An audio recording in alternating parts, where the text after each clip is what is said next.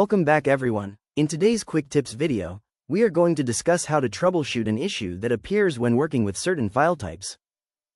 When working in the MySawgrass design tool, a rare error will appear when trying to work with a PNG file that is sourced from Etsy or Creative Fabrica. The error that will appear as error occurred during image upload to the server.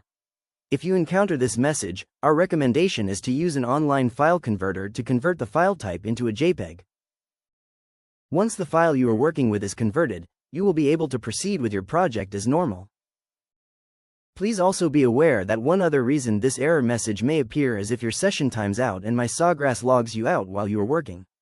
This is much rarer but can happen when MySawgrass has been open for an extended period of time. In that situation, the easiest way to fix the issue is to go back to the main page of MySawgrass and log back in. If for any reason you continue to experience this issue, I recommend contacting the Sawgrass support team for further assistance. That is all for today. See you next time.